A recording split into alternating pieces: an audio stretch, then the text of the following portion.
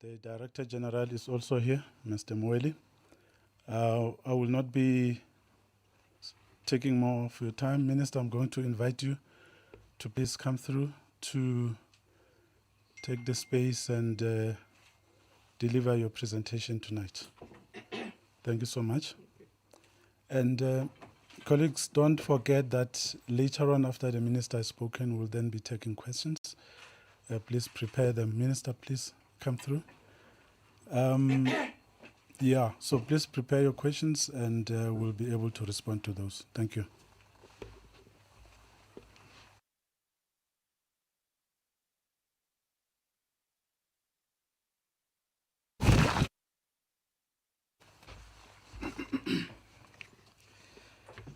No, thank you very much, Chair. Let me start off by acknowledging my colleague, the Deputy Minister, the DG Mhaule, members of the media and officials from the department. Indeed, Chair, the coronavirus has brought a lot of trauma and anxiety to all of us as a nation and the rest of the world. And it has indeed turned our lives upside down and brought lots of anxiety. And since we started planning for the reopening of schools, we have been privileged by receiving many representations from parents and different organizations. And I must say, we highly appreciate the support and the guidance that we've been receiving from the public, and for that we are highly grateful.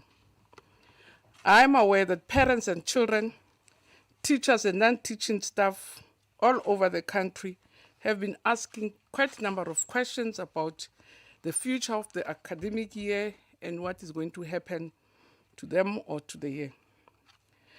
There was always certainty that schools will have to reopen. Cabinet did agree that as much as it was important to open schools, the key principles that had to guide our work was to be informed by the safety of learners, the safety of teachers and our workers in schools, and also ensuring that as we plan to reopen schools, the reopening of schools does not contribute in any way to the spread of the virus. So we did agree that we needed to rise from the coronavirus pandemic, working closely together and move forward, albeit under very difficult conditions. If there's anything that we have learned and appreciated from coronavirus pandemic, it is that we need each other and have to work together. Because we are indeed sailing through uncharted waters, and we have mainly relied on expert advice from the medical fraternity, but also from research and information both locally and internationally, studying what the international trends are to inform our plans. Indeed, there's a whole debate on the impact of coronavirus on children and adults, and we are informed and guided by these debates, and we use them to guide our work. The forced closure of schools to slow the spread of coronavirus was a necessary step we take. It continues to remain an important step that was taken to contain the virus as quickly as possible and save lives. And indeed, the lockdown followed, and as you will know today, that is day 54, and we are amongst the first, even before the lockdown, who had to close our doors. So in addition to these, countries all over the world have been guiding us. We've been looking at trends and see what is it that we learn from them. But before I really address myself to the issues around the reopening of schools, because that's the purpose of this briefing, I really want to talk and condemn the vandalism that has taken place in our schools. We have now to date 1,577 schools countrywide which have been vandalized, damaged, and burned. We have 463 schools in KZN, 336 schools in Gauteng, and indeed this is very disturbing. It's a disturbing trend that will set us back in our efforts of trying to get back and even to maintain our infrastructure. We again appeal to members of the public to help the police and to also work with the Department of Education to make sure that we really bring the perpetrators to book. On the state of readiness. Yesterday, I met with the Council of Education MECs, ministers, and we considered the latest reports on the state of readiness for the reopening of schools. And CM did note the progress that has been made so far, and also what has been received in schools. We did note that senior management teams have received materials required. And I must emphasize this, Chair, that the materials, those 2 sanitizers, were sent for SMT, they're not for school. So people are saying 2 bottles of sanitizers for the entire schools. Those were sent for managers who were expected in schools, because we can't, with all this vandalism, we can't send our stock far in advance because it will not be very safe.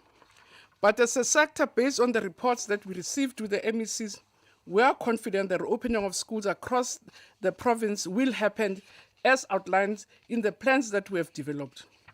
The reports that we received were showing that preparations have been taking place and good progress has been made. All indications are that the preconditions for the reopening of schools are going to be met. And the delivery of all the essentials is being done, not necessarily to schools, but to safe places like warehouses. And that's what we're monitoring to say, has this province received its masks? Where are they? And when are they going to go to schools? So there is monitoring at that level, and we have received reports from provinces that orders have been placed and deliveries are beginning to happen. So the items that, amongst others, that we have ordered, which are beginning to arrive in schools, are your essentials like your sanitizers, your masks, your water and sanitation. And of course, schools will be cleaned, and most are being cleaned currently. The CM agreed that provinces have to move at the same pace, and we have emphasized the need to pay special attention to the health and safety of all learners, teachers, and employees in the schools. Earlier today, again, we met with teacher unions and school governing bodies. Again, we updated them on the progress thus far about the plans, and we have agreed that next week, when we already do a countdown, we will also give them the latest report about the countdown. One of the major things that has really arisen around the plans for our reopening were around issues of comorbidities. Because the department, whilst working with the Department of Health, it has had to profile all its workers and issue guidelines to guide them on how to work or manage all these underlying challenges around health, which the Department of Health has guided on. So we are working with the Department of Public Service on this, in this aspect, and we also urge parents to work closely with the schools to ensure that learners with pre-existing illnesses are also assisted. Schools will work with parents to obtain the information, which once again needs to be treated with the utmost care. And the matter which is paramount, we appeal, is cooperation in this regard. The other matter we had to address was around the provision of water. Again, we have profiled all the schools with the shortages of water or with very challenging supply of water. So we have entered into an implementation protocol with the Department of Water and Sanitation, and we are working together to ensure that no school goes without water. We will have what we call just-in-time delivery, so that even if we had not delivered today, but by the time we get to the school, with the countdown from next week, we will be able to say how many tanks and tankers have been deployed to schools. But it has also become very clear that the virus has forced us to re-engineer the basic education system. The fundamental review of the system has become very necessary if we are to minimize the impact on the sector in the long term. However, in the short term and in keeping with the goal of managing the academic year, we have come up with several measures to help the sector recover lost time whilst ensuring that we protect and ensure the safety of our learners. The amount of time that is available is going to be determined by the date in which we face the other grades. We also had said we expect, when I made the announcement here, that we expect SMTs to arrive on the 4th, but because of challenges around ordering and the arrival of SMT, of safety materials, we've had to postpone the arrival of SMTs to a week, therefore even postponing the arrival of teachers with a week. From the reports, all provinces indicated that they will start receiving their teachers from the 25th, not on the 18th as we had planned. We also had to look at the question of school nutrition, and which has been adjusted, and we and will be aligned also to our phase-in approach. So for learners who will be reopening on the 1st of June, we have put measures in place to make sure that indeed the food handlers have been provided with your protective equipment, including gloves, aprons, and face cloths. They've already also been trained in terms of how to manage food differently under the environment, and indeed feeding will happen when the first phase comes in. Also, what we had to look at was transport. And we are working with the Department of Transport to ensure that the safety protocols are maintained, i.e. that everybody sanitizes hands before entering a bus, they all wear masks, the safe distance, and this will monitor closely or together in partnership with the Department of Transport. On the schools reopening, the National Coronavirus Command Council and Cabinet have approved the reopening of schools as of June 1, 2020.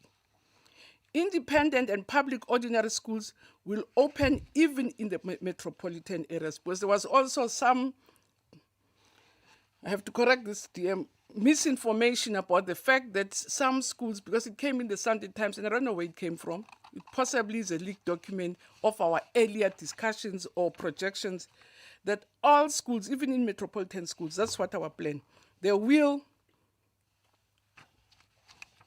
reopen when other schools are reopening. And what we are looking at is even going beyond that, but we'll announce, going beyond 7 and 12, but we'll announce that later. But what I want to emphasize is that indeed, as we were planning, as much as we were reporting at different times, that schools will reopen on the 1st of June. We will start with grade 7s and 12, but also we will also look at small schools and special schools differently, because we may not be able to use the same measurement for all those other sectors, and we will give details again during the course of the month. So all learners, educators, and support staff will receive orientation and training at the start of the school reopening, which starts for grade 7s and 12. We are aware that the impact of the virus also, or the lockdown on families and societies in general, has really created unprecedented pressure and anxiety, and therefore we've put plans in place to make sure that we can provide social, mental, psychological, and emotional support. We're working close with the Department of Health and the Department of Social Development. In addition to this, the basic education sector, using its own psychologists and social workers who had prior training on counseling, will also come on board to assist us. The other question that has been coming to the fore to say, when are we gazetting the new the new school calendar? We had, as I said last time, that we had to get permission from the NCC that indeed our plans are accepted. Now that it has been approved that we can start opening schools from the 1st of June, the revised school calendar will be gazetted soon, and it will indicate the opening and closing dates and the breaks between, and we'll work with provinces to make sure that no school is left behind. Because the 2020 academic calendar is going to have impact for the 2021 school calendar, and we need to already advise communities and parents in particular about the changes of what will happen next year. On special schools, during consultations with social partners, it became clear that we need a different approach when it comes to special schools. And we are working with organizations who are leaders in that sector, advising us on the best way forward regarding the phased approach of special schools. Because as we might all be aware, that some special schools are also therapeutic centers for learners with special disabilities. Therefore, their long absence from school may even affect their health. So we are looking differently at how we are going to manage special schools and make sure that we don't make their lives or or put their lives at risk by closing for a very long time. On early childhood development, again, the easing of the lockdown restriction has also seen by many more people in addition to those providing essential services returning to schools. Because as I said last time, that schools are not only tuition centers, but schools are also social centers which provide support to communities around childcare. So as we plan through the NCC to move to level 3, early childhood development is being considered. I am in discussions with the Minister of Social Development to make sure that indeed we can announce a plan around the reopening or the management of the phasing in of ECD earlier than we had anticipated. So, Chair, I want to take this opportunity to really thank all the people who have communicated with us, all the people who have been giving us advice, and all the people who have been supporting us in this process. It indeed was not an easy process. But I also want to thank my colleagues from provinces, because the whole burden of preparations has been falling on their shoulders. I also want to thank the HODs in different provinces led by UDG. But I also want to extend my gratitude to civil society, to our partners in education, our teacher unions, our SGBs. And this morning we also had an opportunity to engage with students around our plans to reopen schools on the 1st of January. And we do trust we'll continue to walk the journey together. We have only just begun.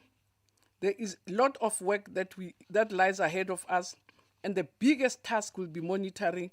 As in all other previous occasions, all the plans, the standard operating procedures, the guidelines and relevant documents will be made available on the DBE website as soon as they're available.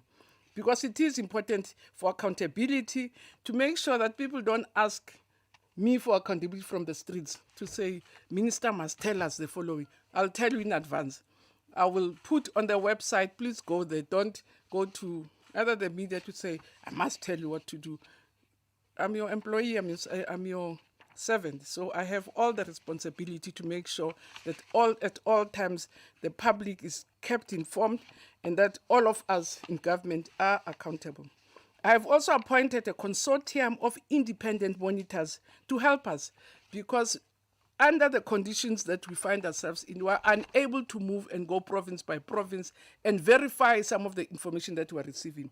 So the consortium, which is independent, has auditors, has call centers, will assist us to verify information, but will also assist the public, especially school principals, to communicate with us in case they encounter they encounter challenges. So what's going to happen is we're going to have auditors which give us a schedule to say, from week 25, we're delivering tankers, here's your schedule, and the auditors will have to give me a report to say, indeed, it's happening. On the other hand, the principals themselves, who are the anchors of the system, should be able to have a channel through which they communicate with us, but also with the province, and make sure that we can mitigate any risk that may happen, because it could be possible that challenges may come on the way. And because of the dangers and the challenges that are brought by the virus, it is important to get everything right, and therefore communication becomes critical. So again, this consortium will have an independent call center through which principals in particular, parents in particular, will also be able to communicate with us and make sure that indeed we prevent any situation where we're not able to meet our obligations, though we're trying at all costs, Chair, to make sure that we really put all the necessary systems and can ensure the safety of our learners, our teachers, and our workers in our facilities. Thank you very much, Elijah.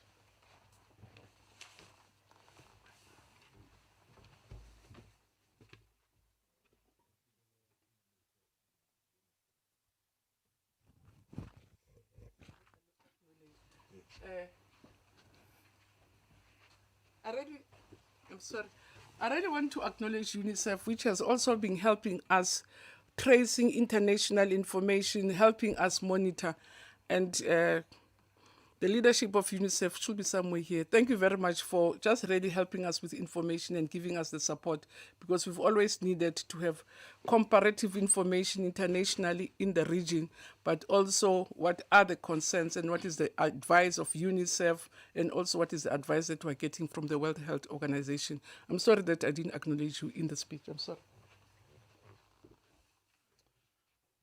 Thank you so much, Minister. We are now going to be taking questions.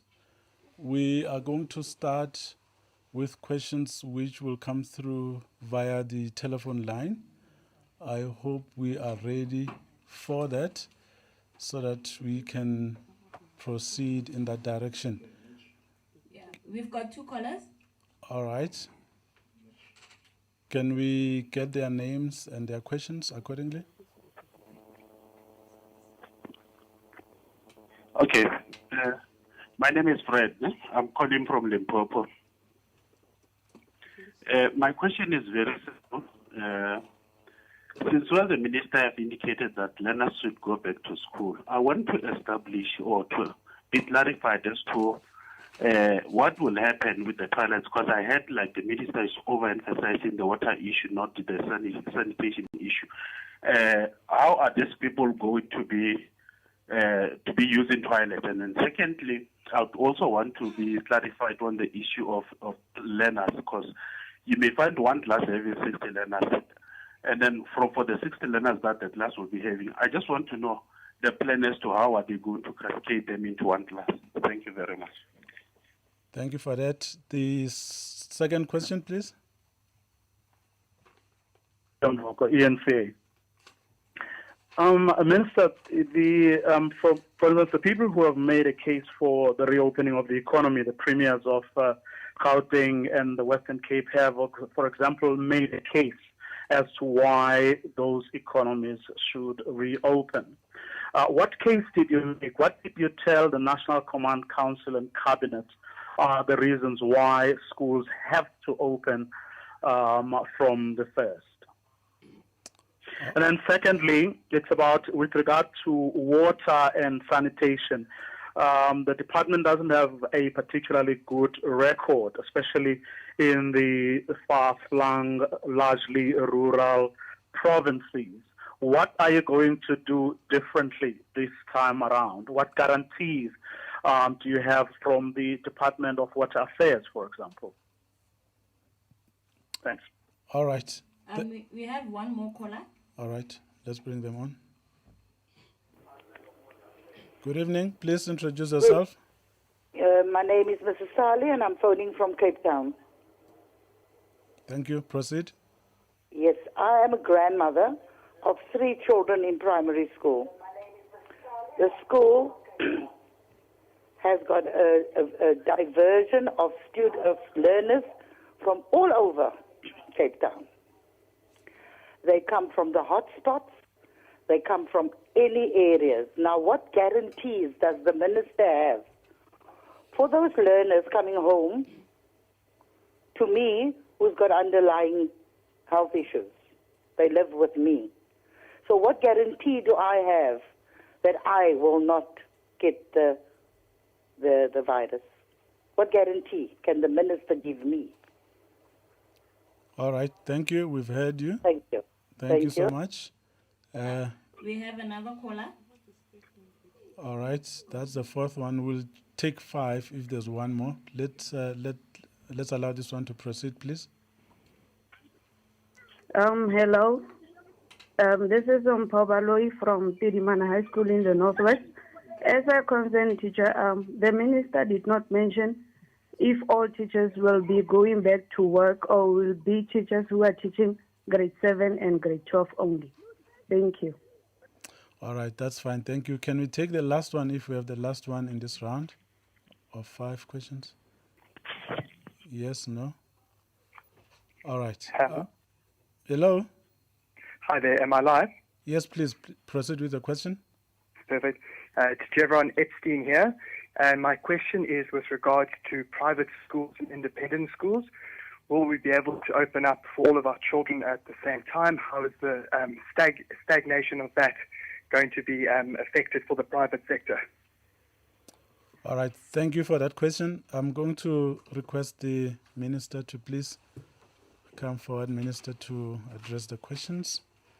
And I'm going to ask that if the Deputy Minister or the DG want to speak, they will also have to come to the stage once the Minister has taken her seat. In the meantime, I'm going to ask the Minister to come through. Minister.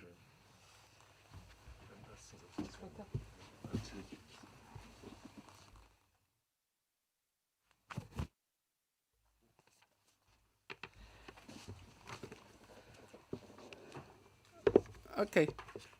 On water and sanitation, we acknowledge that we had had a very poor record in terms of dealing with water and sanitation, but you'll also realize that because of the virus, we've had to suspend all other programs, your renovation, your building of new schools, and focus strictly on water and sanitation. Your fencing, all other, or your painting, all of those things have been put on hold. So what is happening is that working with the Department of Water and Sanitation, the question of water and sanitation is part of the plans. You would have seen that in different provinces, part of the reports they're giving us, it's how far they have been able to upgrade and renovate their sanitation programs. In terms of many learners, spacing is part of what is also making us phase the arrival. If we had enough space tomorrow, I would have said all the children can come to school. But because we had to space that in the class of 60, we possibly can only accommodate 20. That's why we're phasing in whilst we're working at other measures, which we'll announce later. Some schools already, for instance, they have facilities, are going to use school halls, are going to use tents, but to make sure that we're not we're not in trouble with spacing, which is a major issue. That's why we're phasing. So when we open on the 1st, only the grade 7s will have the whole school to themselves. The grade 12s will have the whole school to themselves. So the question of phasing on the 1st of June is not an issue. What we are working now with provinces to say, to be able to manage spacing, what can we do? There are proposals which we have to concretize about rotation. There are proposals around platooning. There are proposals about using community centers.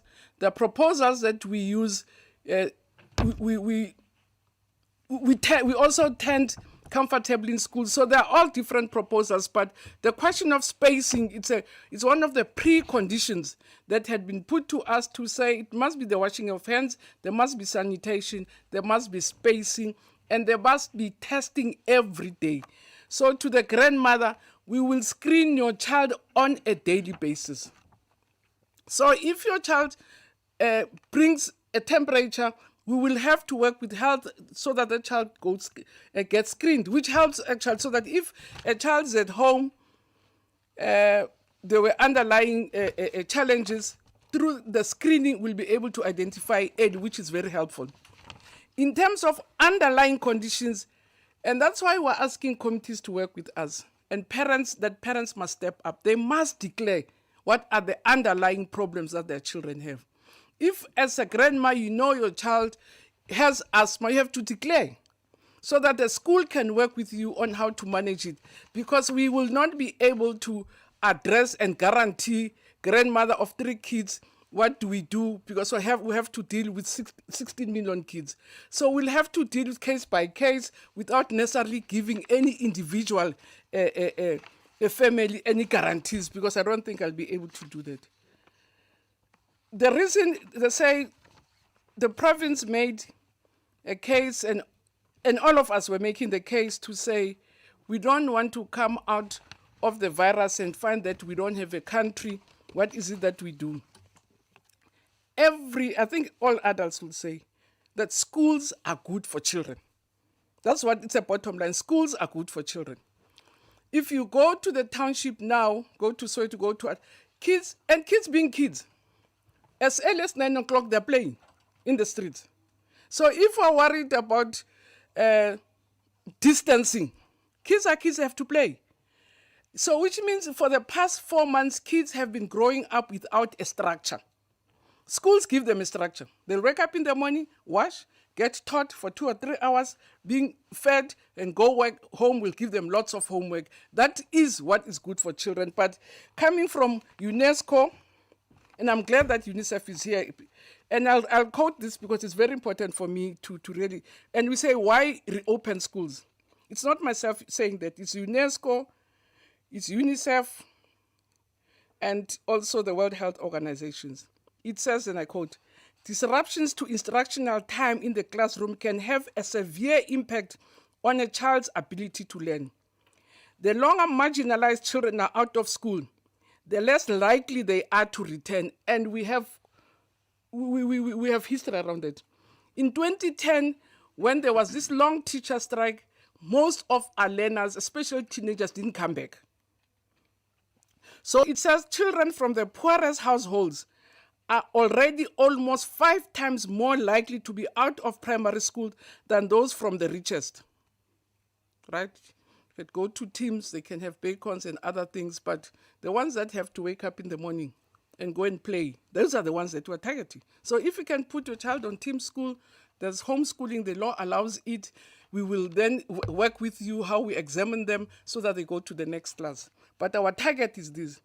It says being out of school also increases the risk of teenage pregnancy, sexual exploitation, child marriage, violence, and other threats. Further, prolonged closures disrupts the essential school-based services.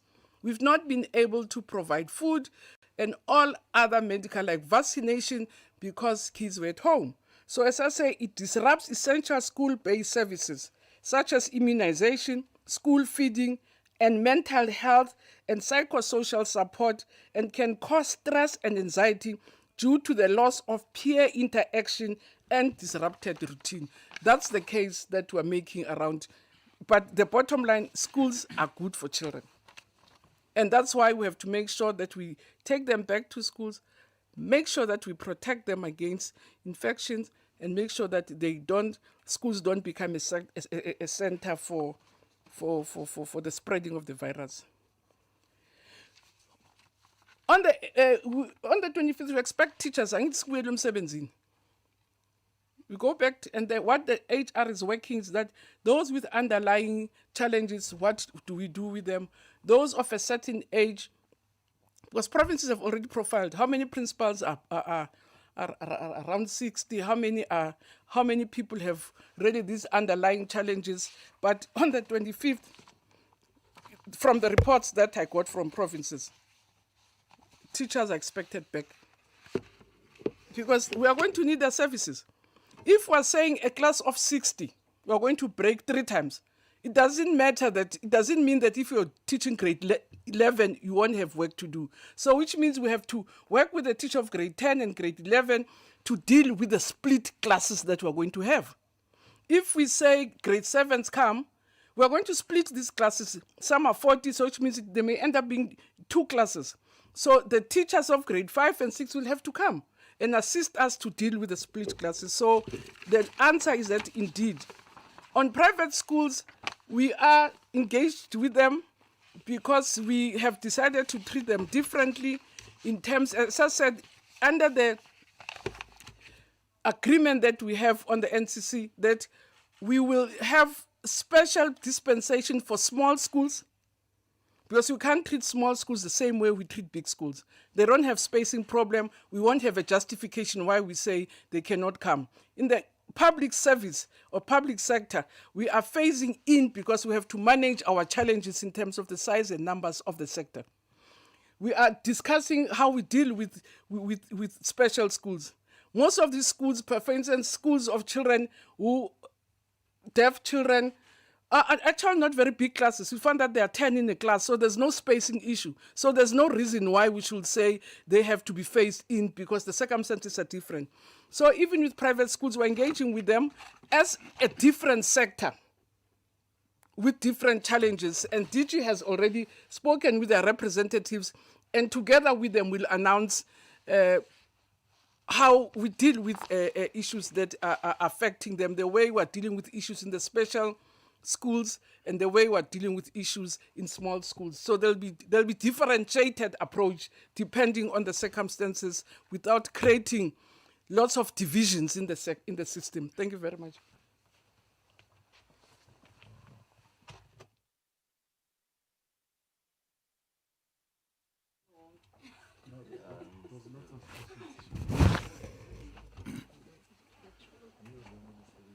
Thank you so much, Minister. I'm told that we have a lot of questions. Someone has written to say that this briefing should end at 11 p.m. because of the number of questions that have since come through. We're not going to go to the WhatsApp line. We are going to ask Dagalani to read the questions that have come through via the WhatsApp line. We'll take 5 to start with and get the responses from the ministers and the DG, and then come back to you because I'm told you're under pressure over there. Dagalani, over to you.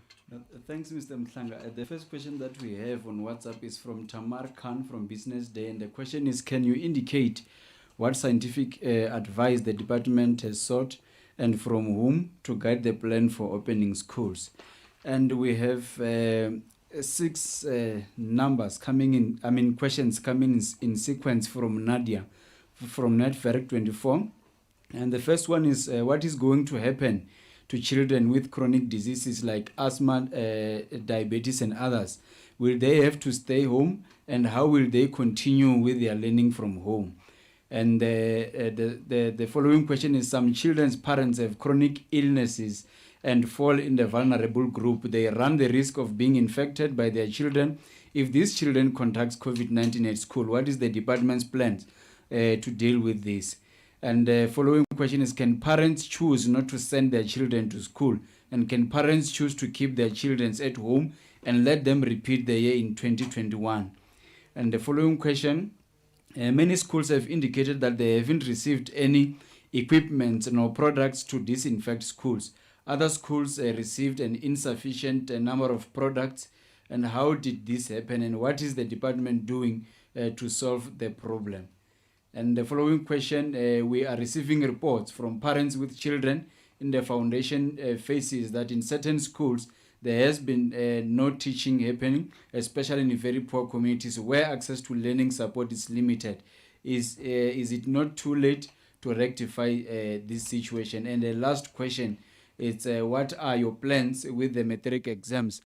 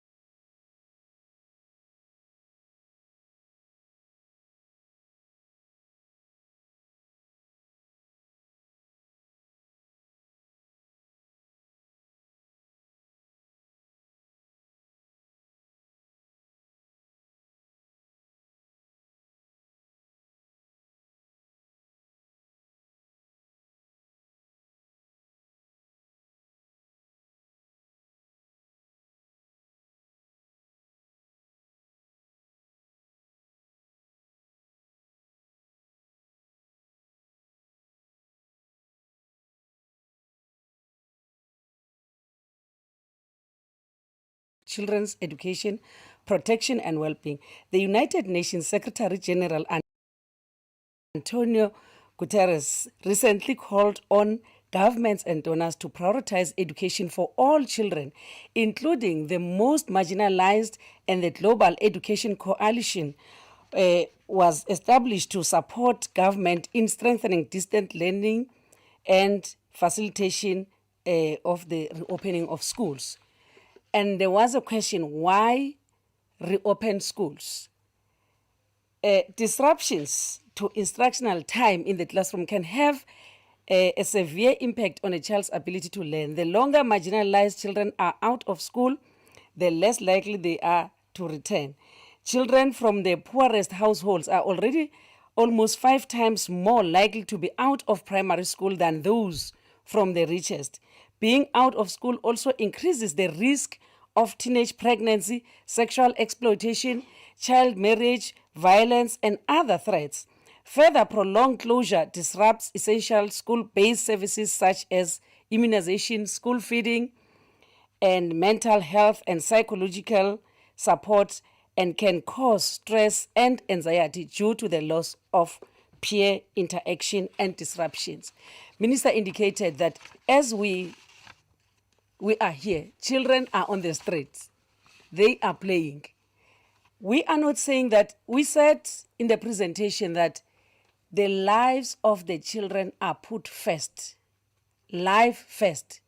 But that does not mean that if we are going to stay with the pandemic for the next 3 years, it means there will be no schooling for the next 3 years. We want to thank the South African government that it has conscientized South Africans. Now wherever you go, you see people on mask, you see people exercising social distance, and these children, they live in the same societies where social distances are practiced. And we believe that even in schools, they will continue to do that. There are this series of questions by Nadia which were asked very fast, but what's going to happen for children with chronic and whatever? Minister clearly indicated on this. Parents must upfront declare. We don't want to expose any child in any form of danger. So if parents, they know the conditions of their children, and the parents, they know their conditions also. And if they declare and they come forth, then we'll arrange with schools as to how do we teach these children if they are not allowed to come to school due to their conditions. And Minister indicated that screening will be done on a daily basis. It doesn't mean that when we say schools are reopened, then we are opening a loophole for children to go and be infected. The system will try by all means that the children are as safe as possible, which means even parents will be safe if children are safe. So if the parent is chronic, yes, it is also indicated by the Department of Health that we must protect elderly parents. They must not mix regularly with children. And that, we believe, is practiced in every family. So especially chronic parents, we cannot, even now when schools are not yet reopened, those children are dissuaded from coming closer to chronic parents, especially if they are not well. So that will be maintained. Can parents choose to keep their children at home? The answer is a big yes, Minister. If I don't want my child to go to school for now and say I'm afraid of COVID-19, you will do so. And Minister earlier on indicated that we encourage also homeschooling. If you keep the child at home, but also arrange for the homeschooling of that child, because you cannot deprive a child from going to school. If you say, my child will not attend a physical school, then arrange for the homeschooling. And you will be supported if you follow all the guidelines for homeschooling. There's this thing that schools in poor communities and rural communities, education there is not as effective as schools in towns. I don't know, maybe if we can get that report where there was no schooling because the community is poor, Minister. Because if really, if a school is in a poor community and in a rural community, and there's a qualified teacher who is teaching there, what is the reason for that teacher not teaching? And if that was prevailing, that should have been reported. And even now, we are calling upon parents that if there is a school where there's a teacher and a learner and the teacher is not teaching and the teacher is at school, that case really must be reported. So we would love to have that report where there was no schooling in a poor community. What are the plans with matric? Every time, this is the second time the department is presenting.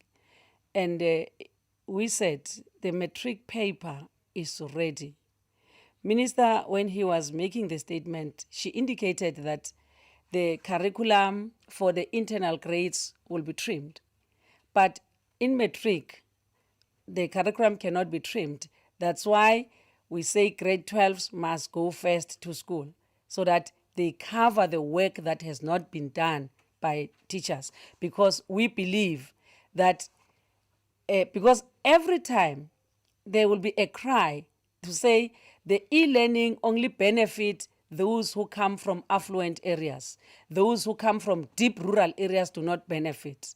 And now we are saying, let children go to school so that those who come from those rural areas should benefit from their teachers, that there will be a teacher in front of the learner. And that will also cater for those that are doing grade 12. Because the paper has been set long ago, is ready. They are going to write a full paper, but the time for the curriculum coverage is the one that they were supposed to be writing in October, November. They are no longer going to write in October, November, so that they cover almost everything before they sit for the examination. But Minister indicated that that is going to be determined, and the dates exactly will be made known, and they will go to the website of the department and will receive that. Minister, there was a question about my school did not receive. Digi, what is it that they did not receive? Equipment, and I said, Oh. Minister said from the 25th of May, we start to count down. As we speak, gathered today here, some deliveries are made today, some will be made tomorrow, some will be made next week. So we cannot complain now that there are no deliveries, like what Minister indicated, because there are social media activists. When we say SMTs will report to schools on the 25th, then the sanitizers for the SMT is delivered to school. Then some social media experts, they start to say, yeah, this 20-liter is for the whole school and for the 400 children. That will not be the case, because those that are coming to school before are the SMT members. And as they come, they must be sanitized and they must have all the PPEs, which is in accordance to them. We cannot, when we are expecting 4 people and deliver for 50 people. So whatever that is delivered for 10 members of the SMT is not for the whole school. For the whole school will be, the Minister spoke about vandalism. If we deliver everything at a go, how sure are we that the same communities will go, instead of protecting those PPEs for their children and teachers, they will go and say, there are my PPEs there, I'm going to take. So that's why we deliver for the SMTs, then for the learners will be received by the same SMTs. I think, Minister, I've covered some of the questions. Thank you very much.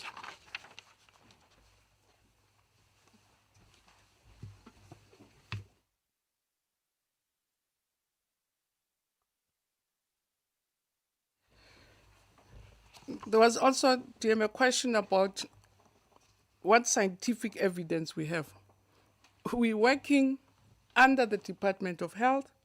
We have officials who are full-time deployed to interact with the Department of Health around our plans. So we work even guided by Professor Karim's team, but also on our part as a department. The researchers that we had employed to do other research work for us under normal circumstances, tracing or monitoring our reading programs are not able to do it now. So what they do, they monitor international trends, what is happening in France. We only got today from the team to say in the French school they found children who tested positive. They will also give us information to say in Denmark there's never been any infection. They will tell us. So we're monitoring because we are also equally concerned about the safety, and also in view of the fact that we're dealing with something we don't know, information is key. So we have to be guided by facts. And that we have acknowledged from the word go, that we have to be guided by facts. When I spoke here, I said there's a body of information around how children are not infected, how adults are being infected.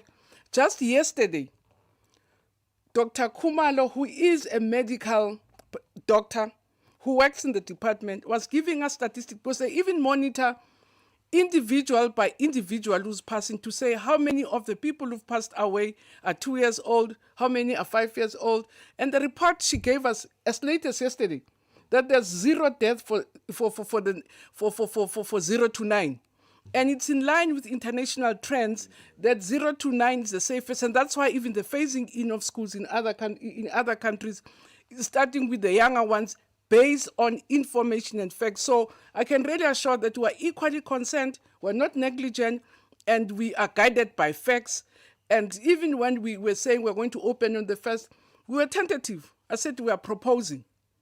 NCC will not have agreed or allowed us to proceed with our plans if they really, in their assessment, our plans were not safe. Our plans had to really be assessed. It had to go to the NCC for risk assessment.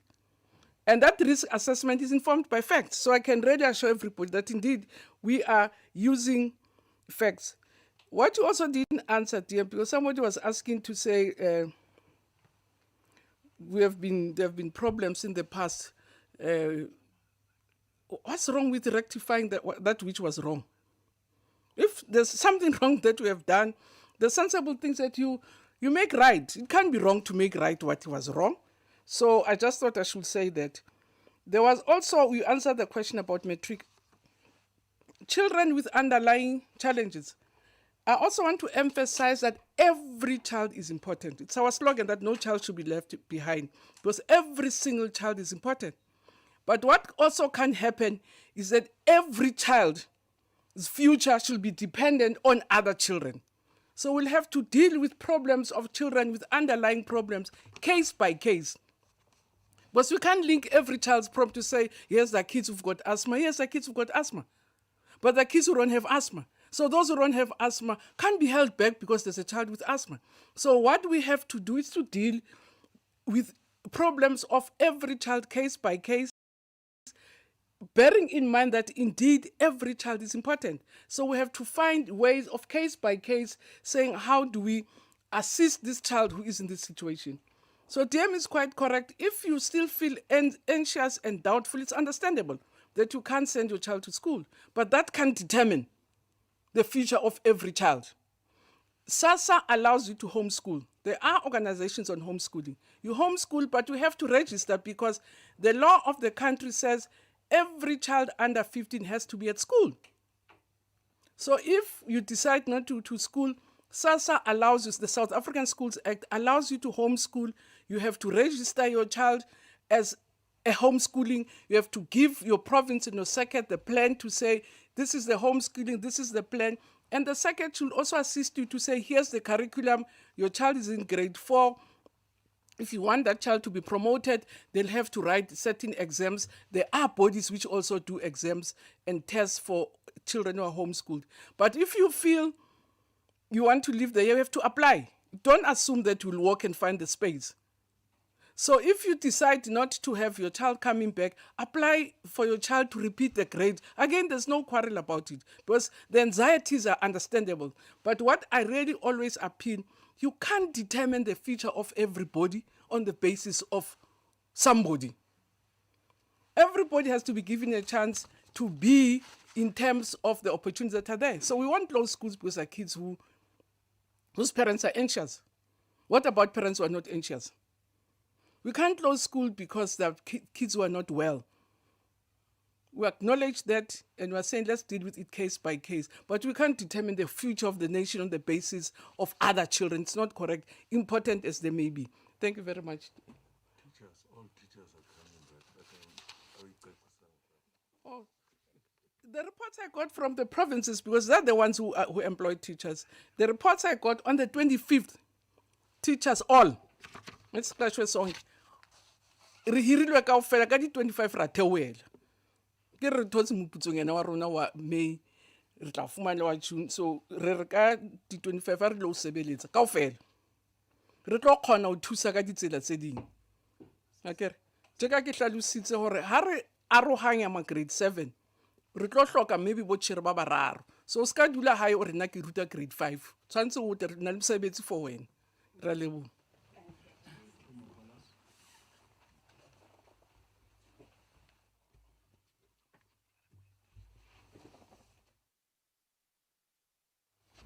Vari mathicara hinkwenu hi ti 25 mfanele mithlelela swikolweni. Leswi minister a vula swona. Thank you, Minister. Thank you, Deputy Minister. Takalani, let's come back to you to try deal with some of the questions that have come through. Please make sure that those who have already asked questions, we don't go back to their questions. We need to deal with new questions. But also, if the questions have already been asked or the answers have already been given, please let's go to fresh questions that are seeking new information. So I'm going to hand over to you right now to read for us. Please remember to slow down a little bit so they can take notes and not miss out on other questions. Please proceed. Thanks, Mr. Mhlanga. We have a question from Sophie Mukwena from the SABC, and the question is the department going to make special arrangements for learners who cross borders every day to attend school in South Africa? For example, learners who attend school in Lady Brand but they live in Lesotho. And we have another question from Samkele Maseko from the SABC. Said some school governing bodies in KZN rejected government's plans to pass over the responsibility of curbing the spread of the coronavirus in schools. What had the department done to bring the SGBs on board? And the following question is from Hajra Omaji from Power 987. What is international best practice government looked at in drawing up these proposals? And she said nurses, police, the SNDF officers have been in front line. Now teachers are being asked to step up too. Does the minister believe frontline workers in general and nurses and doctors in particular should receive a danger pay for treating patients with COVID-19? And the following question is from Nazir from Glow TV. And the question is, will learners be allowed to have haircuts prior to going to school? And furthermore, in order to avoid sharing and other contact, will teachers still mark books of learners? And the following questions from Sheldon Moraes from News 24. The minister says the process will start with grade 7s and 12s and small schools. While more details will be given later this month, can the minister give an indication of what factors determine a small school? Okay. And the following question is from Teboho Monyo from Radio Riverside. The question is, by when can parents of other grades not opening on the 1st of June know what the plans or dates of the department are to return those learners to schools? And will the psycho-social support services to learners and teachers be for all public schools, or will it be only for selected schools? Thank you so much. Thank you for that. We also have 2 calls. We also have 2 questions that are coming through via the telephone line. We are going to take those and add them to this batch. And then after that, we'll then ask the panel to address the questions. Can we have the first call through, please?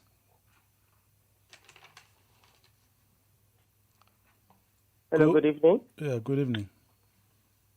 Thank you very much, Katlego Nyoni from SABC News. Minister, there's been mounting criticism from stakeholders in Limpopo against the provincial education plan to redirect 45% of its budget at no-fee schools to cover COVID-19 expenditure. Has the minister been briefed about that, or is the circular which was released a week ago still subject to further deliberations? What will happen, basically, Minister, at the no-fee schools prior to the reopening? Subject to further deliberations. What will happen?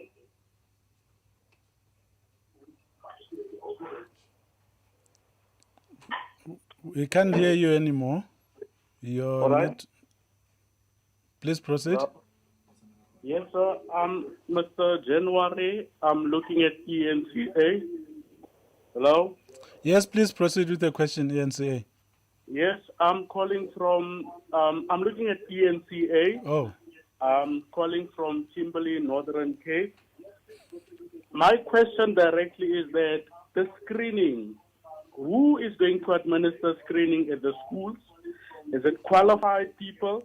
Is it going to be teachers who's going to administer the sanitizing? I'm looking at the timetable at the schools. Who's going to ensure that the timetable at the schools are going to ensure that we work within the scope of the PAM document? We teachers are employed to work for 7 hours. Will we be employed for extra hours at the schools? Will we get extra time? Thank you very much. All right. Thanks for those questions. We are now going to try get the answers from the ministers as well as the DJ. Minister, do you want to go first? Thank you. Probably missed other questions.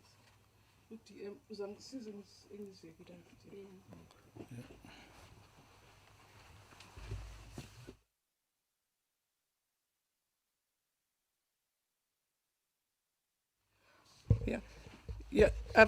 As I said, I left other questions, but UTM will assist me.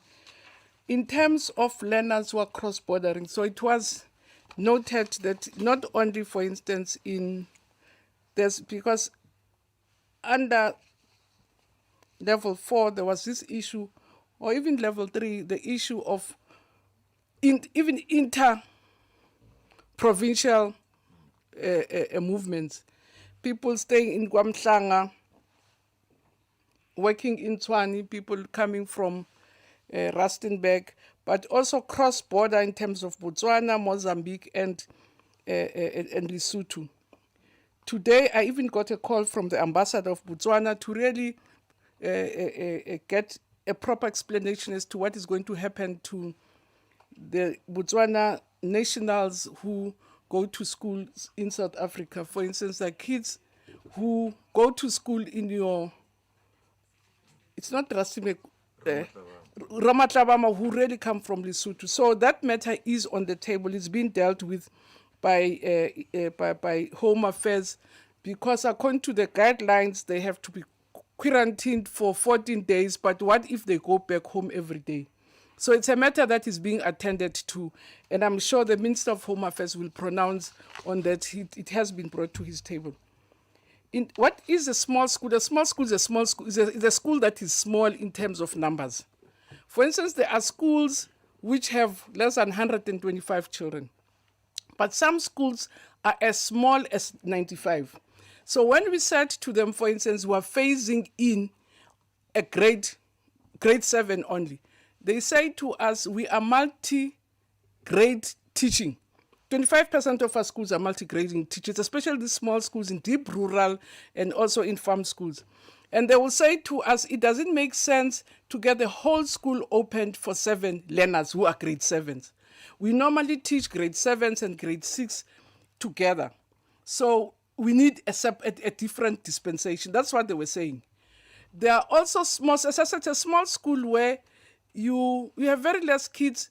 If they have adequate facilities, right? They are less than 100. They can distance 1.5 meters away. They're saying there's no, so why are you keeping us? Because we can meet your health protocols. And that's why we are then agreed with them to say, let's really look at a special dispensation because it makes sense, right? Some of them use scholar transport. So you're saying the bus will carry 5 learners, whereas all 30 learners will benefit if we were to send them to school. That's what we're saying, to say whatever we implement should not be dogmatic so that we're not able to address the needs of children. In terms of psychosocial services, again, it's not specific schools. The way we provide psychosocial services supported by NGOs in that space, it's case by case. So what we normally do even now, districts and provinces have these psychosocial services, and then schools will source them from districts. But because the challenges might be more, not even now with grade 7 and 12, we might need to, and that's why we ask health and social development to give us more capacity, because the current capacity we have might only be helpful for the first phase, but when we deal with other phases, we may need more capacity. That's why I mentioned it. And then on schools that have been removed, that their monies have been removed, are really, we have agreed with that in the sector, that coronavirus takes the priority. And that's why there's no music, there's no singing, there's nothing. And all the resources that we had to crowd them in to deal with the new challenges that we have. So I'm not sure what the MEC of Limpopo has done, which is different from what we have done. Because even ourselves, we had to take away the budget of other activities. There's no more traveling. So it will not make sense if DG doesn't take the traveling money that we're using to go and report to Parliament. We now report to Parliament through the phone, so which means we need that money. There's no longer, as I say, your music competition, there's no longer athletics, there's nothing. So all the other resources that we had, were taken towards dealing with the virus. For instance, we in buses, we can't use the budget the way we had planned to do it. In the buses, we could have perhaps been using one bus to carry 60 learners. We might find ourselves only being able to carry 20 learners. So which means the budget has to be redirected to deal with the new reality. And that's what provinces have been asked to do. On the other, I don't want to deal with labor issues through a press conference. What we are planned, PEM, we are planned. So we'll deal with labor issues with your labor organizations. We have all, we have recognition with 5 national teacher unions. So let's deal with labor issues there so that I don't answer things to say, I know you're going to work for 6 hours or 7 hours. That's a condition of service issue. We'll deal with it there. In terms of parents, again, today, I had a meeting with all SGBs. So what we expect them to do when they go to provinces, they cascade the information to provincial structures, to regional structures, and improve communication. So I will really appeal to parents in the provinces through their organized formations, because sometimes parents wake up in the morning and say, I'm a parent, this is what you're supposed to do. And I always say to them, I have more than 10 million parents that we're servicing. So we can't deal with parent by parent. We can only deal with parents through associations, important as they are. But parents, as I say, and understandably, they write to me, if you see my phone, they write to me as I'm a parent. And I say, you know, you're parent number 13 million. So how do you expect that I have to take directives from parent number 13 million to really direct the sector. What will help me direct the sector is when you work through your organized structure, then you are able to engage. And that's why we engage them almost on a weekly basis. But only through organized formations, because we can't deal with individual parents. Important as they, I don't want to underestimate their importance, but it's not humanly possible to deal with parent by parent. So, DM, bengibhala slow man, konke engicabanga ukuthi ngizishilo. Children will be allowed to go back with their haircut. Schools are run by principals. Let's leave the principal to run the schools. Because that's the other thing was also in terms of how we're dividing. I mean also, we had a meeting with SAPA, the South African Principals Association, and they emphasized that it shouldn't be that when there's a crisis, we just create a situation or some sense that they're not there. They're there to run schools. So principals will be guided because the whole question of code of conduct belongs to schools. So for now, to be on the safe side, let me leave it to school because the code of conduct belongs to SGBs and belong to school. Where they want their children haircut, long, what, pink, blue, let's leave it to the code of conduct and let's leave it to the principals and the school governing bodies. Yeah.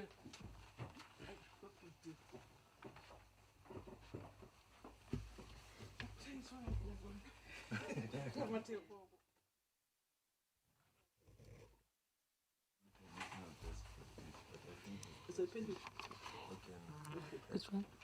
Minister?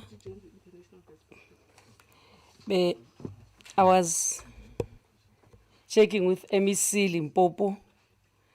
She was saying, no, the minister answered that question correctly, that schools and everybody in the province, they know that we prioritize because now the priority is COVID-19 in the country. So like Minister indicated, that money that was meant for sports, for whatever, will be taken to address issues of COVID-19.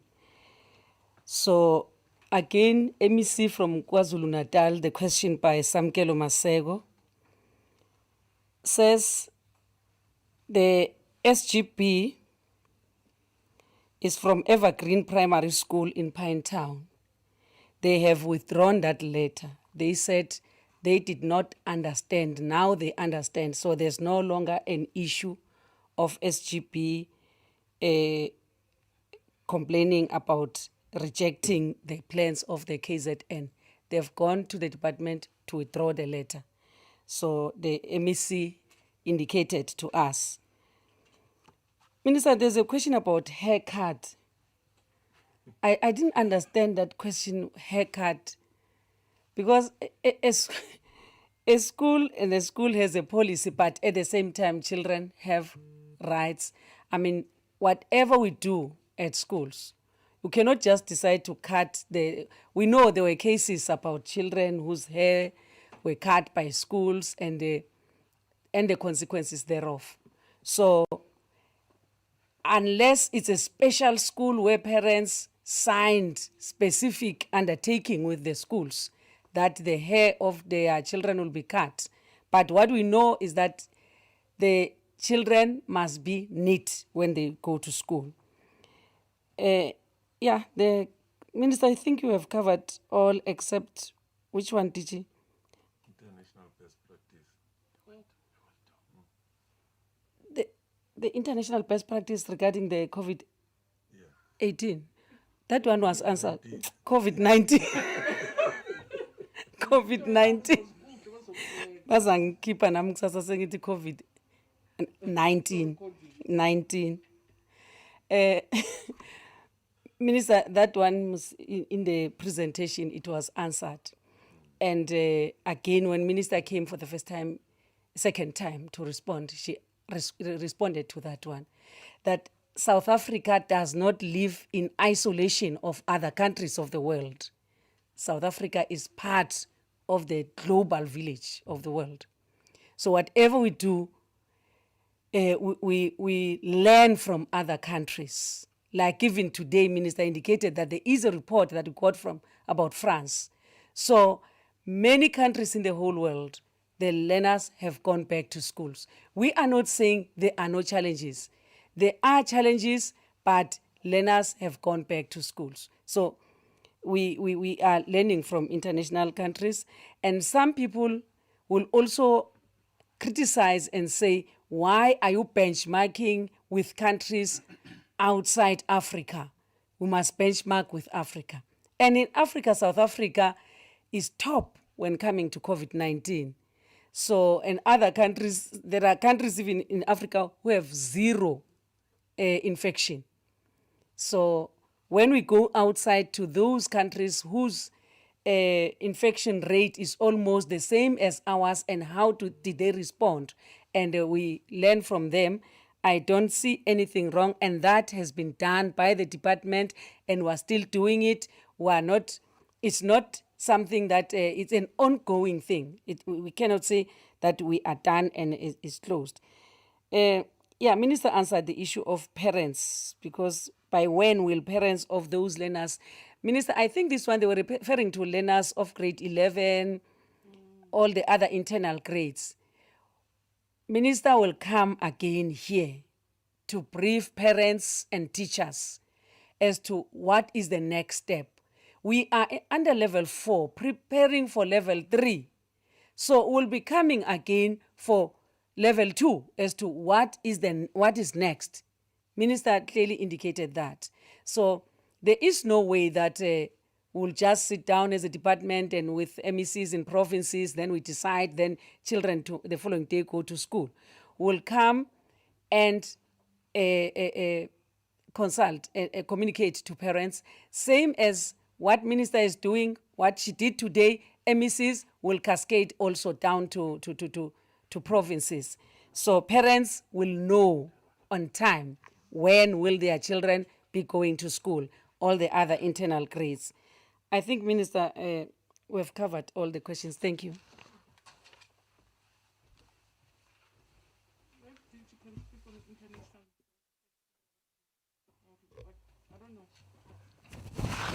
We have 2 callers.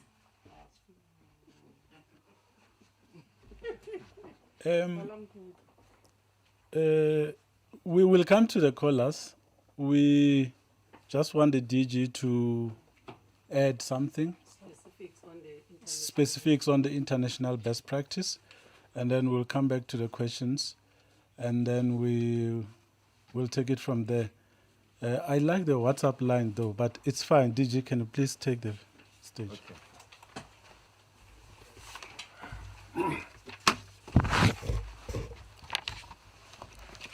Thank you very much, Mr. Mhaule. Let me just add to the issue of international best practice. Experts in the field of medicine and the field of research indicate that there's very little that we know about the novel coronavirus, given the nature of this virus. But what is important is that what we knew in November 2019 and compared to what we know now, we know much more than we knew then. And we know much more than we knew even 2 or 3 months ago. As the minister said, we follow what international bodies are telling us about the COVID-19 and the reopening of schools. And you know that both in Europe, Asia, and other parts of the world, countries have started to go back to school. And when we quoted some of this evidence, as Deputy Minister said, many people said you comparing apples with other things. The difficulty is that you can only draw lessons to countries that have gone through this. I've listened to Professor Karim and his team when they followed the novel coronavirus. Now and again, they will draw their examples from these countries. At least for now, this is where we can draw lessons. The minister also indicated that with a team of researchers in the department focusing on trends internationally. And this team has been picking up incredibly valuable information in this regard. We go to the extent of even reading medical journals such as the Lancet. It's a very popular medical journal in the medical field, documenting evidence about this. But I must caution that the emerging research information is becoming increasingly large and somewhat varied and sometimes confusing. In other words, you can even use some of it to support whatever argument that you want to advance.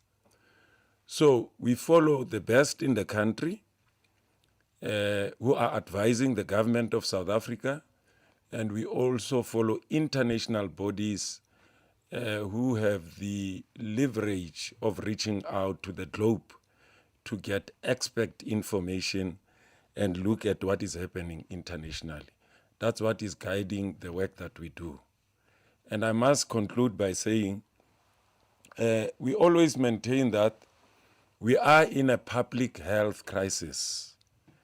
And the public health crisis has precipitated an education crisis.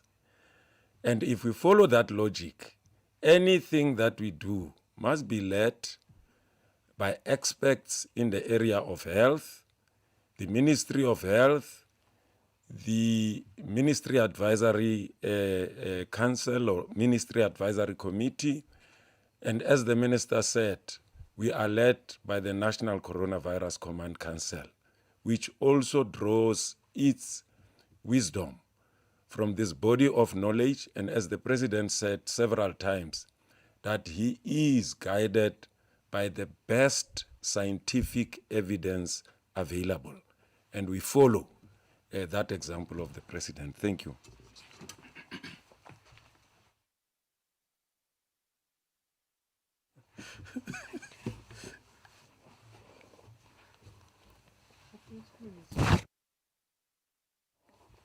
Thank you so much, DG and Deputy Minister and Minister. We will take the last round now. We are seeing on the WhatsApp line that some of the questions are repetitive. They've already been addressed. So we are also going to allow for people to also read the statement because it's got some of the detail that people are asking for. But let me start with the telephone line. I think you said there were 2 callers there. And then we will then come to the WhatsApp line for the last time. Can we please get the first caller? Hi, Naja. Sande here from Eyewitness News. I just wanted to ask, Minister, what happens in a situation where some schools don't have personal protective equipment and have not yet received water tankers by the 1st of June? Are those schools going to be allowed to accept pupils, or are we going to see a situation where some schools are allowed to resume classes while others are left behind? Can you just please clarify that point? Thank you so much. The second caller, please. Thank you, sir. You're speaking to Tandy Bonus from Itigeletu in the Eastern Cape. I've got a couple of questions, 2 or 3. I get a sense that the lives of teachers, learners, and school staff is being gambled with here, taking from the presentation by the DBE. This is so because I do not get clarity in terms of who will do the sanitizing and screening of the schools before or on the 25th of May when staff returned to school or to various schools. So I think we would like a bit of clarity with regards to that. And secondly, what guarantees can be given to school staff, teaching and non-teaching staff, that their schools will have been sanitized by the 25th? And what guarantees is there? I understand that the minister mentioned that delivery of PPEs and so on would be at warehouses. But what guarantees, again, are there that these PPEs will be in schools by the 25th of May?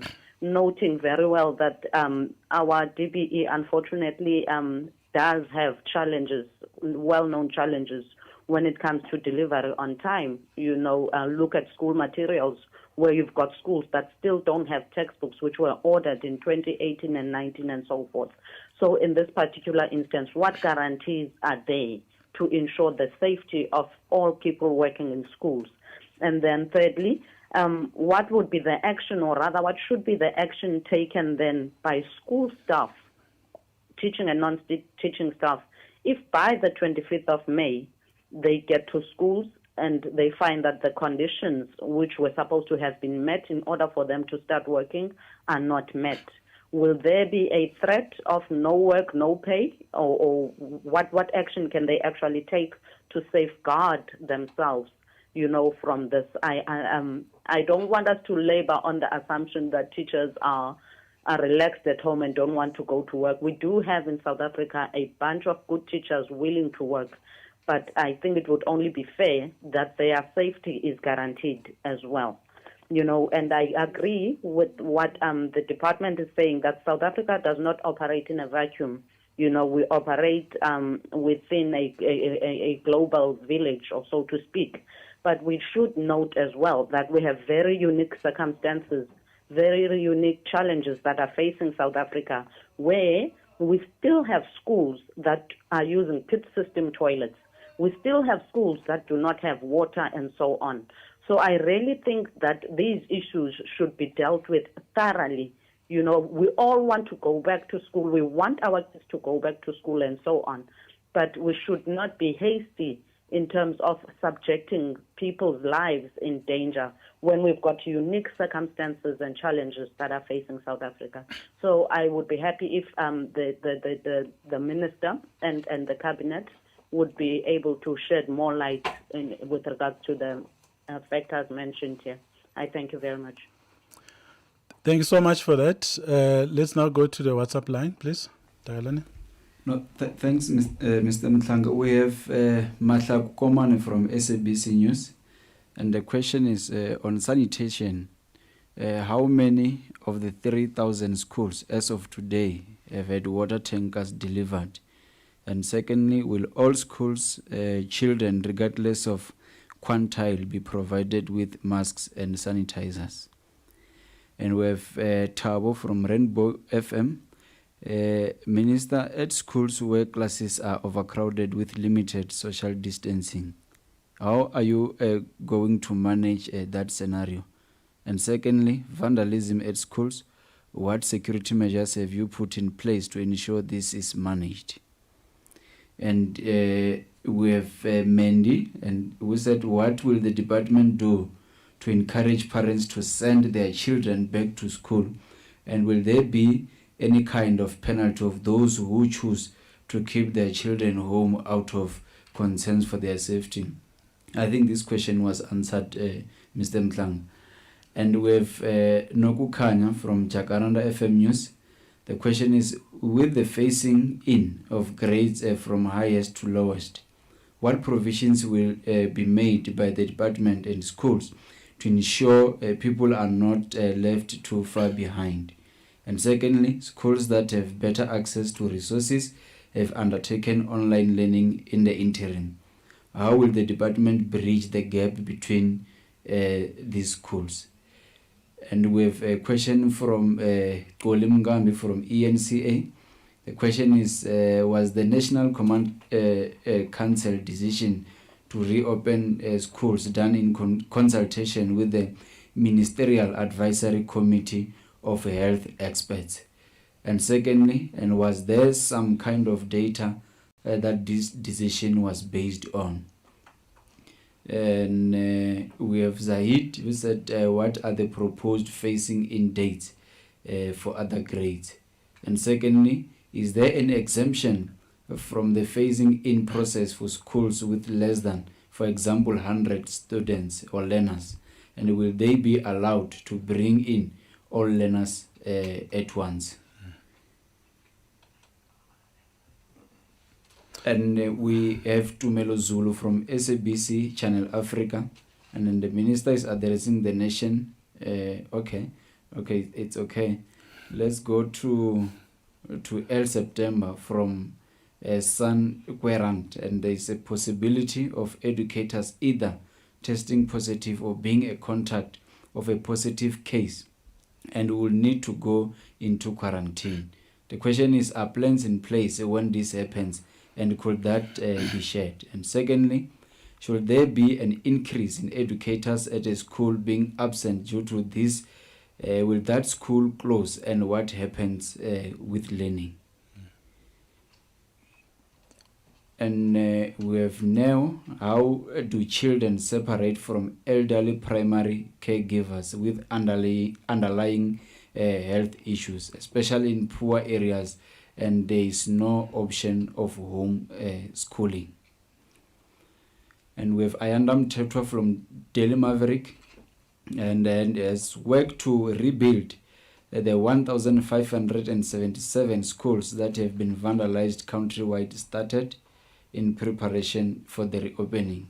And secondly, can the department share with the public and medical advice and research being used to support the rationality to reopen schools in a document form?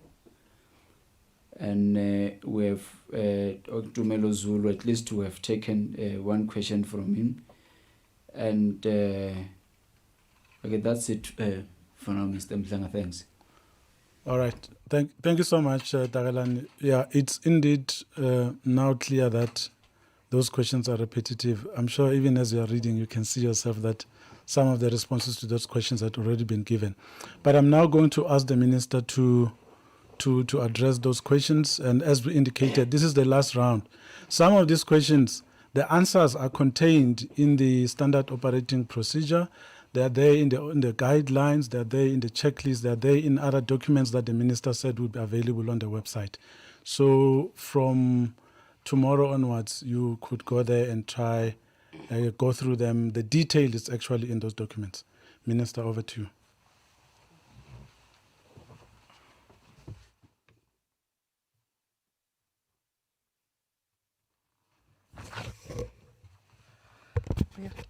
On screening, when we go to malls, we have security guards screening us. So it's not a very specialized area. So you put that temperature on the forehead, it tells whether the temperature is high or low, and if it's normal, you allow the person to go through. But different provinces have different plans. For instance, Gauteng has mobilized the young people who are going to be their coronavirus soldiers, and amongst other things they're going to do will be to assist with screening, escorting. So different province has its own plan. Other provinces, what are they going to do? They're going to use extended public works people so that they engage them, they're able to get extended public works. Other schools, what are they going to do? They're going to use teachers, because parents sometimes don't even want strangers. They're going to have people that they don't know in schools. So school by school, province by province, will be working on screening. But I just want to repeat the point that screening is going to be done differently. On sanitization, the experts tell us the virus sits for 8 hours on the surface. So when teachers go to schools day one, we would have cleaned schools. There won't be any contamination that would have happened. We've been away from schools for 6 weeks. So there's no, or 7 weeks. Yeah. So there's no risk that the place is contaminated now. So what we're currently doing, we're cleaning. But as soon as people come in, the guidelines are saying on a daily basis, before learners or teachers arrive, the school must have been sanitized. And the classrooms must be cleaned. How are we going to do it? Because we don't have enough staff in other schools don't have employees again, and that's why money is being shifted from all other programs, because money has to come to this war against the virus. Other provinces will use your public works.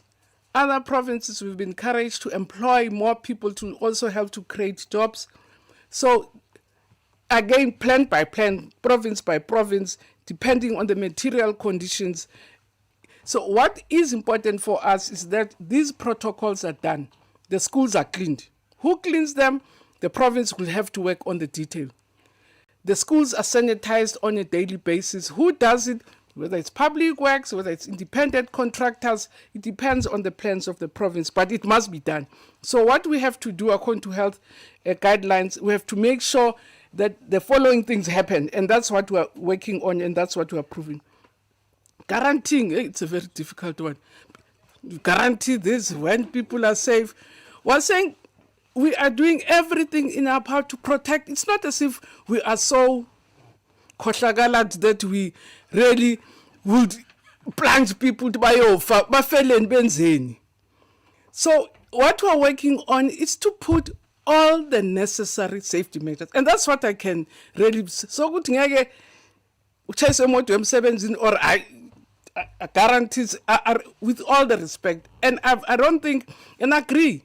I don't want to assume that people don't want to come. People are rightfully anxious, rightfully so, and therefore we have to work with them. But I have no reason to doubt. Otherwise, I have to say hi because I can't guarantee.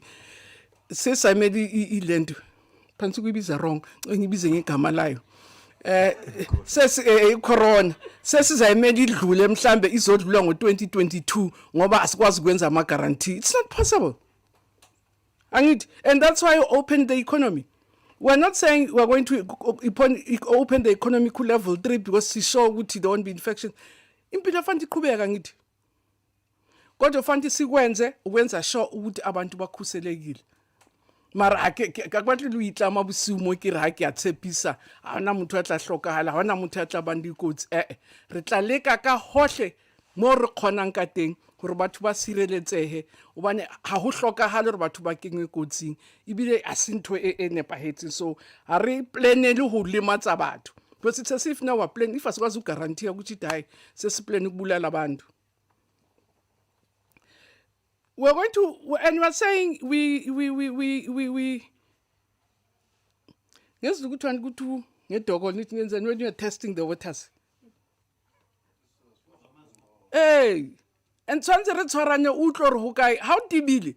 I want to hear about you how testing again as Kubeg. Hey, Mount your bond to go well, and found to share move good. I having a lend lebesi missing. So things so guarantee good I long full of so well, jobbing it is so well. I so bengakhumi okhona ukuthi ngithi sozwa sonke futhi sibambisene ukuthi ngathi asebenze masihlehleleni emuva. It's in the interest all of us for this thing to work, and when it works it's when everybody is safe. So I really want people to put this time. We are not that irresponsible but the tankers are set 25 countdown because with all the problems that we have, we can't deliver all the stock. So we beg kuyagqekeza abantu bafuna ukudla bafika sebefuna ama-mask sebegqekeza sebefuna into ezithize. And teachers know what the system is.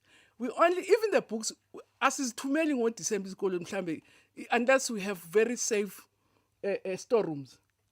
We send them towards the day. So there's a term they call on-time delivery. Just on-time delivery. So Themba until sizofika. Mazingafiki ngeke sithi abantu abayisikho kungekho manzi. Right? But ke makuwela sizotsho mase kuwe ukuthi akungeneki. Kodwa ukamanje siyaqhubha ngalomfula. Siyalungisa isiwenqe lomfula. Kodwa makuwela sizoba neqiniso ukuthi asibona ukuthi khona isigodi la khona into engazilimaza abantu. Ama-mask we have indicated in the past, maybe I didn't say it in this speech because I had said it in the past. We are going to provide 2 masks for all the children in all the quintals. And that's what the province is telling. So, okwamanje, ngoba sivula 7 no 12. Mantu ama-mask ayi-10, ama-grade 7, A5. Ungangitsheli ngesikolo sonke sabantwana abayi-100. So, sithenga ngokuya ngesidingo, but what we have committed erethepiseng yona gore re tlo fana ka di-mask tse pedi ngwana o mong le o mong tse hlatswehang. That fitla hae batswadi le bona ke boikarabelo ba bona hle ke ntho ya rona kaofela ke kotsi e re lebane le yona kaofela di a hlatsuwa hore a tlo e sebetsa tsatsi le latelang. ha e se e lahleha ke mo re kopa motswadi hore eka wa khutlisa. So le teng tshwantse bana re ba rute ebile re na le yona program re tlo e qala ho isa mo re rutang bana hore ho tshwanetse hore ba etse eng ho itshireletsa le ho sireletsa bana ba bang lefung la corona. Hore dikolo ba re how guarantee dikolo bana di thubo tse ka dutse mo ka tshepisa mang hore ke tseba ja hore ho thubuwa sekolo se feng. So se re se kopang gore setšhaba se re thuse, right, hore re sireletse the facilities tsa rona. So it is, and that's why I started it off in my presentation, Elijah, that this vandalism of schools, it's a big problem. And we are calling upon every parents, communities to assist us, right? It is our joint problem, but again, on the phasing dates, as I said, we'll deal with this day. Angit mansa amanzi ngeke ngasi sofika nini kule mfula ngisawazwa step by step. Okwamanje siwazwayo ila ka 11 no 7. Ka 12 no 7. After isikhathi sizozama la masithi asesila. Amanye, so we will announce dates of the different phases as we continue. What we have also requested for schools to do, especially in communities where child minding is a problem, parents are going to work, if they can, even if we have not opened for the phase, to open for the school nutrition and also for the books, for kids to come and collect books. But again, that will depend on the capacity of the sector to do that. Small schools are treated differently. That's why I mentioned them. I said if it's a school of 75 children, the grade 7s are 7. There is no point in saying they cannot bring 5, 6, and 7.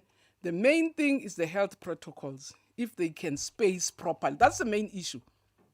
If they can meet the health protocols, we should be able to treat them differently. On the deployment of teachers, again, because this thing, it's very absent. What we are currently doing, we are profiling teachers who have reported underlying problems. We're looking at our database of our teacher substitute, but we are also looking at a database of qualified teachers, and there's quite a lot of them who have not been employed, to see if we can bring them to the pool. And all those, that detail, I can promise you, we are working on the details. On where schools have been vandalized, the report is telling me that provinces are busy, not necessarily rebuilding. In some instances, we chill a staff room, which means the container, because we won't have a staff room by the 1st. So again, provinces, di shaba king to bakayetsa ka nako e khutshwane e tla etsa ro sebeletse dikolong. So report dire ba shebane le seo ba se lokisa, empa ho tla sebediswa ditsela tse fapaneng ho ya ka sekolo ka sekolo. Ngiyaxolisa ngikhuluma ngeSuthu ngathi ngaba ngithethe nangesixhosa nento siyavana mos menti mhlambe nebesuthu bake beva ukuthini andizuziphinda mhlawumbe dithemba ukuthi nivile because ezinto esizibuzwa besike saziphendula ngesilungu bese ndithi nje ngithethe ngeSuthu before ndigoduka ke ndibona ba nabantu bakuthi bayeva, kodwa ke njoba nditsho sizama ngakonke esinako ukuthi senze sure ukuthi maya izigozivula wonke umuntu ukhuselekile. Asiplaneli ukulimaza umuntu, can you guarantee if we're planning, asiplaneli ukulimaza umuntu. Sifundisa sisebenzisana na wonke umuntu ukuthi minister uyibonile lento ezawusifaka ebungozini, kodwa kungabi nento enza umsindo ukuthi sisonke kulento nathi sixakene nento kuba bekuya ngathi ngeyingekho lento. Ngosithi masibambisaneni senze ukuba show ukuthi wonke umuntu ukhuselekile, akho nomuntu ongene ebungozini, kungabi nento futhi ebangumsindo, because njoba ndithi sihlase into esingayaziyo nathi, and ukuthi siyinqobe kufuneka sibambisane, kungabi nomsindo futhi kungabi nokusolana ukuthi ayikho le nkohlakalo ekhona esiyenzelwayo ezawusifaka engozini. Asizimiselanga kufaka anybody engozini. Rilika ka hohlo re mntu omo le omo usireletsehile. Ke a leboha.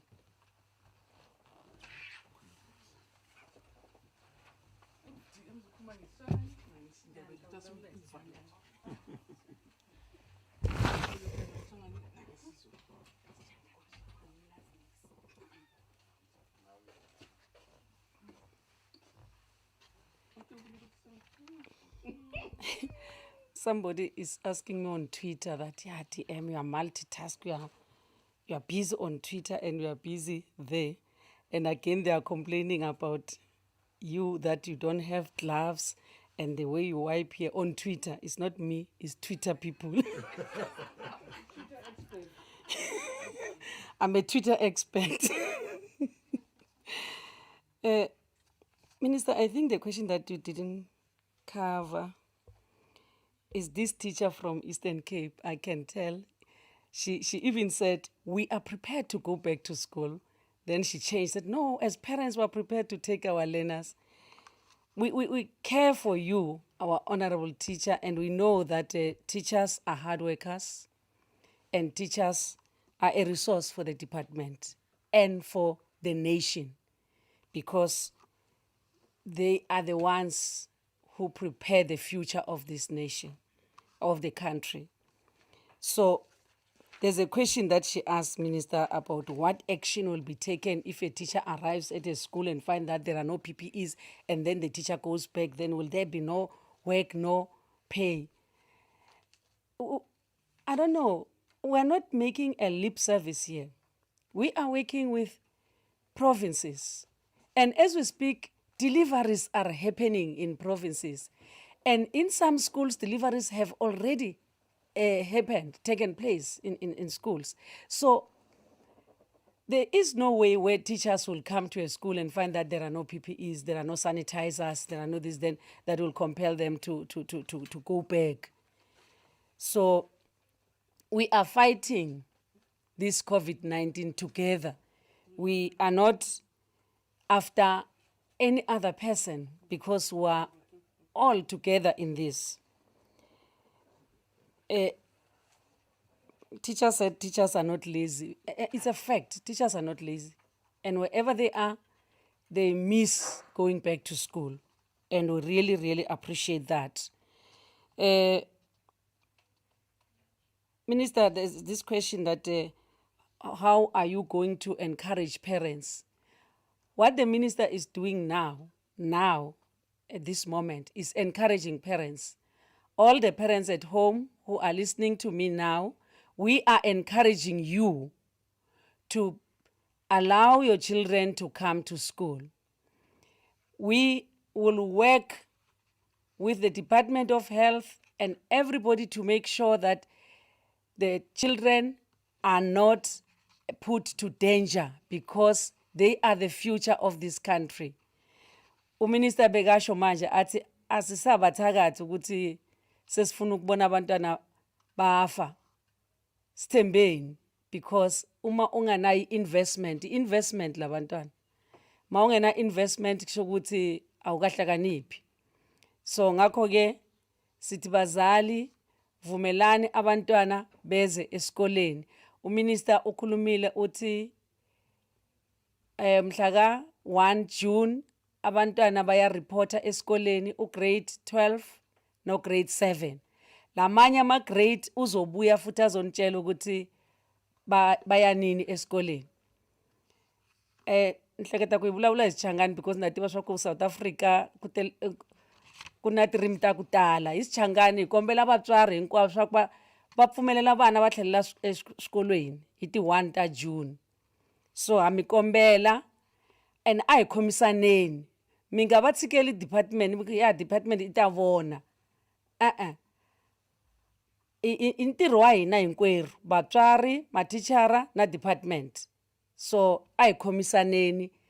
Loko kuna nghozi a hi ripoteni nghozi leyi swa ku en'wana leyi wa vabya ina mavabyi a nge yi xikolweni i ripote mhaka leyi ene hi vona swa ku hi mpfuna njhani a nga tshami kaya. So ngiloko lengikushoko lo namhla lesihlangene ngako la silitiko simele wonke ema province. Minister, uyiphendvulile leyo ukuthi utawakha nini lama letikolo leti 150 1755 leti vandaliziwe. Kuvandalizwa abasho ukuthi vele sesifile tikhona yebo letshisiwe. Nalapho futhi isikolo ne department province bane plan yokubona ukuthi benda njani ukuthi bantwana bakhone kuya esikolweni. Kutawusetshenziswa emahholo emphakathi, kusetshenziswe emasonto, kusetshenziswe noma ngabe yini ukuthi bafunzi baka grade 12 nangabe namele baye esikoleni ngamhla ka1 batawuthola indzawo yokuhlala. Uthi lo munye la minister uma kwendekile ukuthi teacher utholakala upositive sesimquarantine njani angeke aquarantine esikolweni. The teacher cannot be quarantined at school. The protocols that are used now are going to apply if a teacher is found to be positive, not only a teacher, any other South African. If you are positive, you are quarantined. And there are different methods and forms of quarantining. So that will be applicable. But if it happens that a teacher at a school is found to be positive and then the school is closed, that school cannot be closed forever. It may be closed for a day for disinfection and deep cleaning and all what these big terms that fumigation, whatever, that then after all that has been done, then the learners will go back to school. Just like in any home. If somebody is positive at home, we don't vacate that house, but it gets disinfected. Then we go back to the house. So that's what will happen. Not to say that a school will be closed forever. What is the date? We indicated that the date for the returning of the other grades will be announced soon. Was the decision consulted with health experts, the NCC, the National Command Center has, when taking this decision, have they consulted? That team is led by health. So, and there is nothing that education will do alone without working with the Department of Health. Department of Health on all these matters of COVID-19 is leading.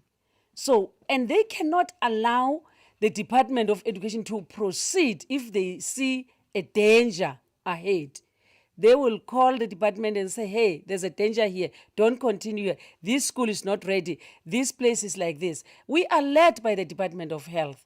So I don't know what is it that we want, like let's say want something written in black and white that there was there a consultation and the international benchmarking want it in black and white. And what we're reading from United Nations is in black and white. I was reading and Minister was also reading. So I don't know what other black and white is needed. And this information from the UNICEF and United Nations and ever will be put also in the website of the department. Anyone who will want to view it will be able to see it. Minister, I think I've covered those questions, unless DG has some questions which we have not covered. But ngiloko lesicela kona bantu base South Africa, fellow South Africans, siyanicela sibambisene na wonke umuntu, siconsultile wonke ma stakeholder, ma SGB, ma union abo tishera, ma tinhlangano tebafundzi, tinhlangano tema civil society, sikhulumisene nato. Yebo angeke sivumelane 100%.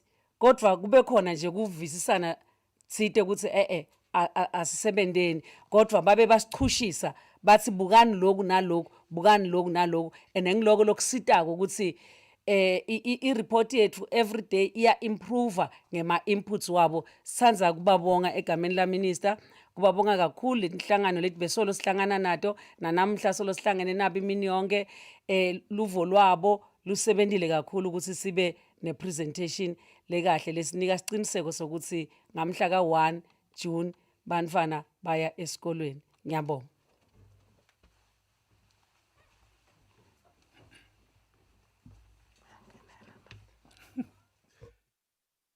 so much, Minister. Thank you so much, Deputy Minister. Thank you so much, GG. Ladies and gentlemen, we've come to the end of this briefing, but let me alert you that the different provinces, the MECs, will also be conducting media briefings in the next few days to provide an update on their state of readiness in the different provinces. So you will also be able to ask some of the questions there which are seeking detail to some of the issues that are relevant. Thank you so much. We really appreciate it. Thank you.